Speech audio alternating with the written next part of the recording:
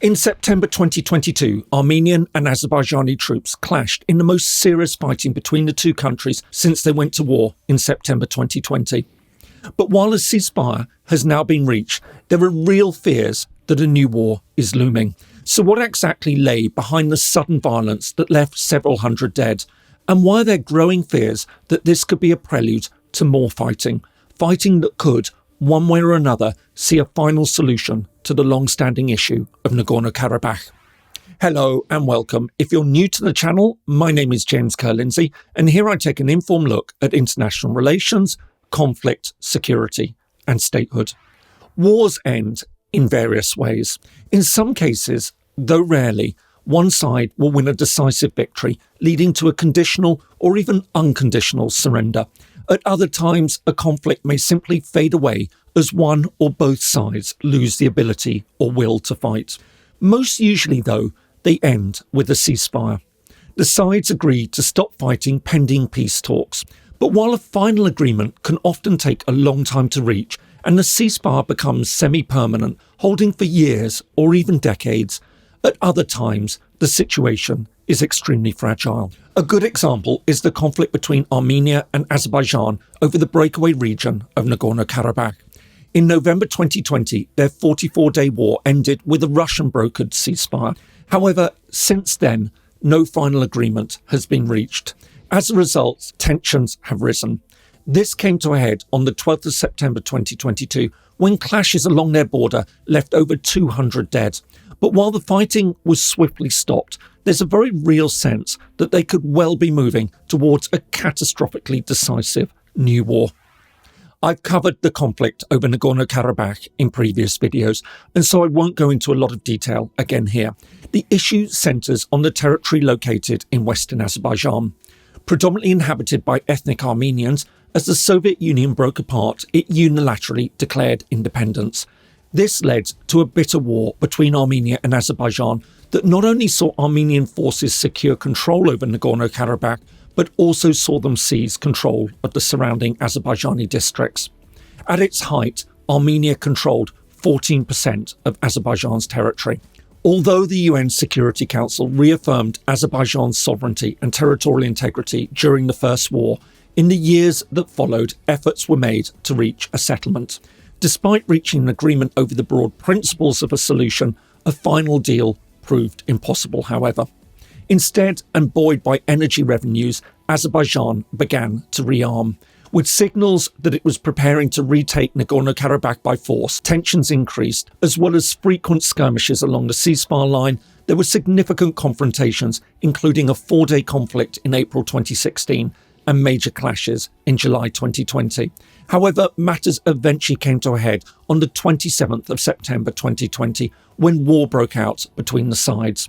Quickly overrunning Armenian forces, Azerbaijani troops retook the districts surrounding Nagorno-Karabakh and made headway into the region itself.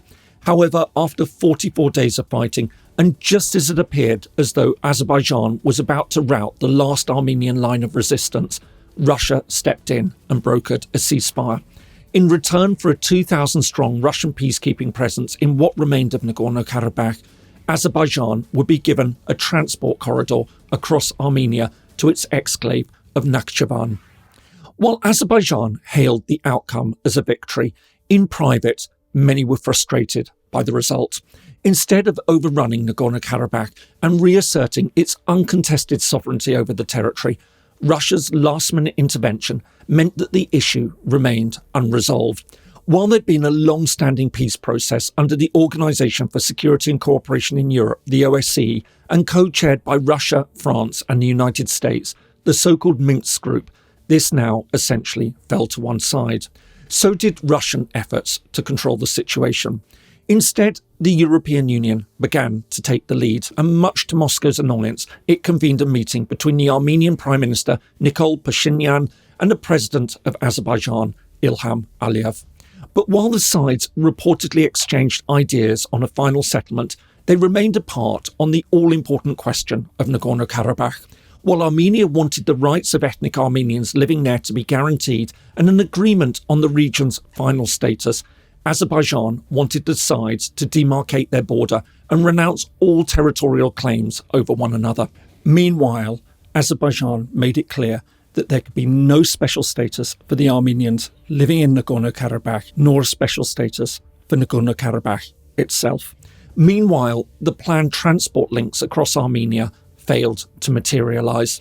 Although further talks were held, tensions grew, and in August 2022, fighting erupted. However, following further EU-led talks, the leaders reaffirmed their commitment to a negotiated settlement and agreed to meet again within a month to discuss a draft text of a final peace deal. But just 2 weeks later, on the 12th of September, further fighting broke out in what became the most serious clashes between the two sides since the 2020 war. Over 200 Armenian and Azerbaijani soldiers were killed. As Armenia called on its partners in the Russian-led Collective Treaty Security Organization, the CSTO, to step in, Moscow brokered a new ceasefire. Although the sides blamed each other for the latest fighting, many believe that Azerbaijan was ultimately responsible for the clashes.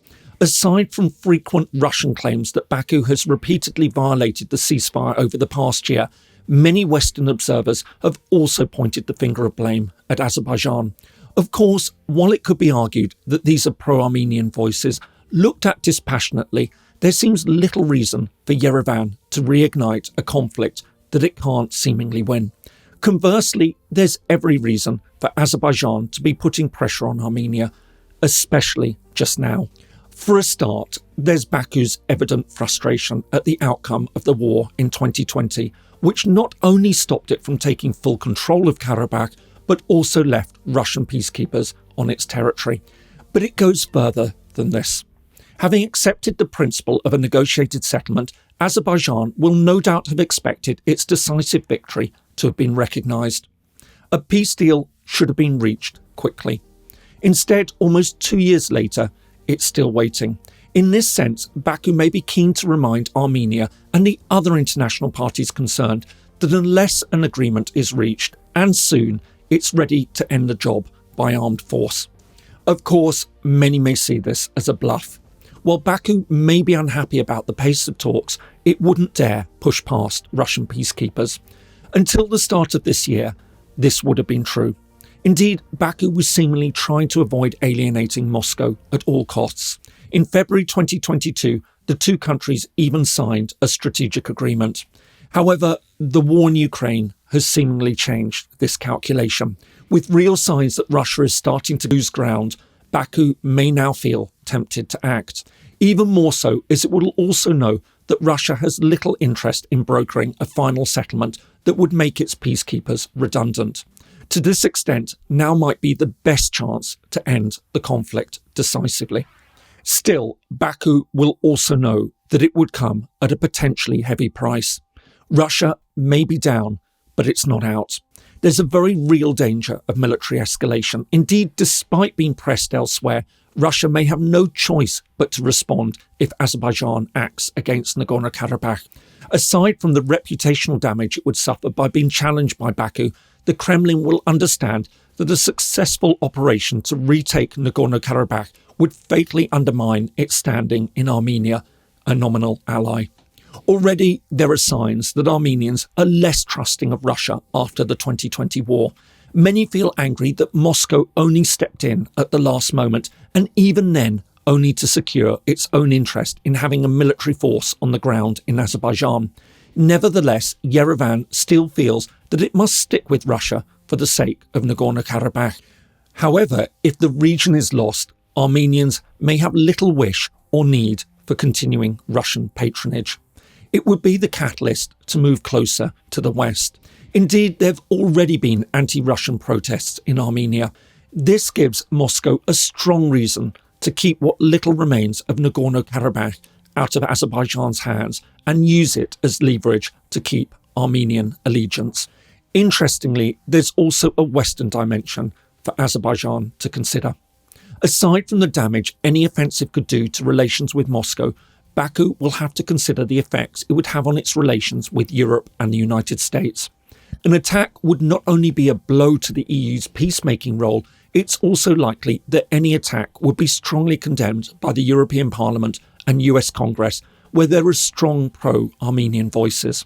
Then again, if there was ever a moment when Azerbaijan could seemingly weather such criticism, it's now. With pressure growing on the EU to break its energy dependence on Russia, Azerbaijan has gained strategic importance as a source of natural gas. For all these reasons, Azerbaijan knows that a move against Nagorno-Karabakh still carries significant risks. On balance, it therefore still seems to prefer the option of a peace agreement. This perhaps explains the recent escalations along the border with Armenia. It wants to pressure Yerevan rather than confront Russia. But it will also know that if Armenia doesn't agree to a final deal soon, it could be left with a semi-permanent Russian presence on its soil and little prospect of a comprehensive peace agreement ending the 30-year Nagorno-Karabakh conflict. In this sense, and with Russian forces suffering heavy losses in Ukraine, Baku may see its best chance to end the matter once and for all. Of course, this puts Armenia in a potentially dangerous position. If it stalls for very much longer, Azerbaijan may indeed act. This has seemingly been recognised by Prime Minister Pashinyan, having repeatedly suggested that Armenia needs to prepare for what will inevitably be a painful peace agreement. He told the parliament after this latest bout of fighting that he would sign a deal, despite the personal risks he faced. However, many in the country remain vehemently opposed to any agreement. Pashinyan's comments therefore sparked major protests in Yerevan, where many call him a traitor. As a result, just hours later, he appeared to walk back on his remarks. Ultimately, it seems that the sides are now locked in an increasingly dangerous situation.